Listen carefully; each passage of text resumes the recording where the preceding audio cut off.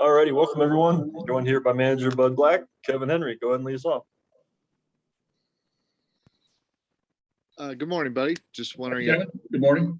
Just wondering if you had an update on Raimel and how the toe is coming along. It's better. Slow process. No timetable, Kevin. Wish I knew. But he's hitting in the cage. He's doing a lot of work in the weight room. He's working daily with the trainers a couple different times a day to get treatment. It's getting better. And with Chi making the start today, what did you see or what did you hear from him as he was working his way back from COVID as far as his stuff and where he was ready for today? He's thrown a couple sides. He had an outing in Arizona with our group down there. Felt fine. Arm feels great. His arm's fresh.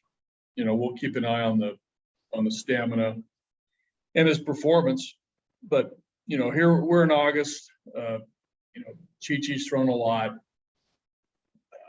We're not worried about any physical problems. He's over the COVID. He was fatigued. He was tired. He had symptoms, but he's over those. He's 100%.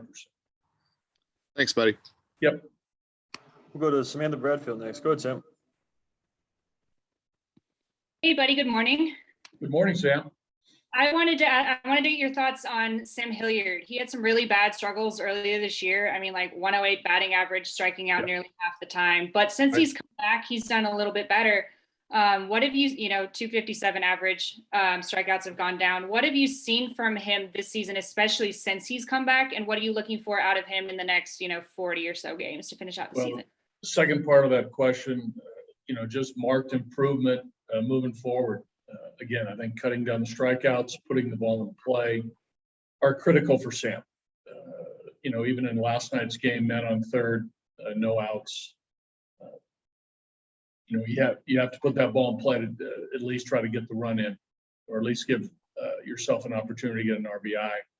But the bat to ball skill has to improve. And I think with Sam, mechanically, the swing has to be a little bit shorter. I know that he's worked hard on that with the hitting coaches both here and in AAA. So that physical adjustment to shorten that swing, create a shorter bat path to the ball, will enable him to put the ball in play on a much more regular basis, as opposed to the longer swing, that gets a lot of hitters in trouble, not just Sam. So, that's what we're looking for. Thank you. Yeah. We'll go to Thomas next. Go ahead, Thomas. Hey, buddy, I just a small housekeeping thing. Was there a corresponding move to get Chi activated today? Yeah, Yonathan Daza will be put on the injured list. What is his injury? He has stitches in his left thumb or left thumb of his hand. Okay, thanks.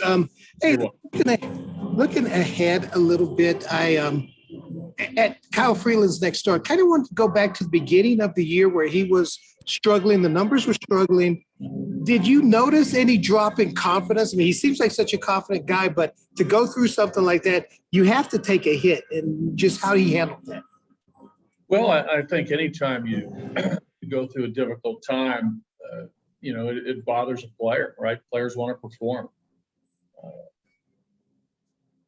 Most players have a high degree of self-confidence. Kyle does as well.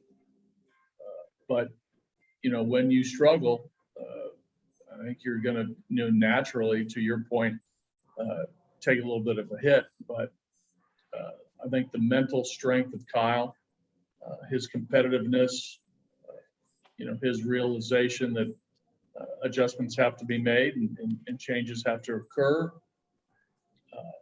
that happens, right? He's got, good self-evaluation skills, and he quickly learned after those first 4 starts that, he's got to get the ball in the strike zone. He's got to be aggressive in the strike zone. He's got to trust his stuff. And I think, once that started to happen, and more of the fundamental part, his aggressiveness, I think, is always there, but the fundamental part of throwing strike one, continue to throw good quality strikes. Good things will start to happen. That's what happened. Again, he might not have been as locked in those first few starts coming back from a rehab process and not, pitching in a situation that spring training allows you to prepare for the season.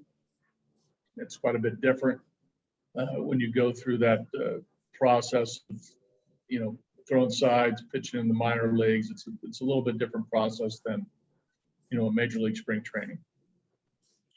The part about Kyle is we see the competitiveness out there and also the pitches, but it seems like the mental game for him has always been there. I've talked to him about kind of the plans of pitching, even back to his rookie year. Do you see him as very much a thinking man's pitcher, even though we tend to focus on the more physical aspects of his game? I do. I think he does a very good job pre-game planning, scouting reports, and I think more importantly, the in-game feel and the in-game awareness of what's going on with his confrontation with each and every hitter.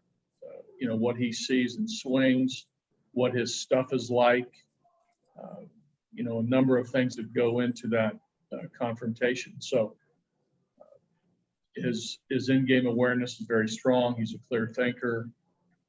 He backs that up with homework and the things that go into a scouting report. He blends those all together in his games. Thanks, buddy.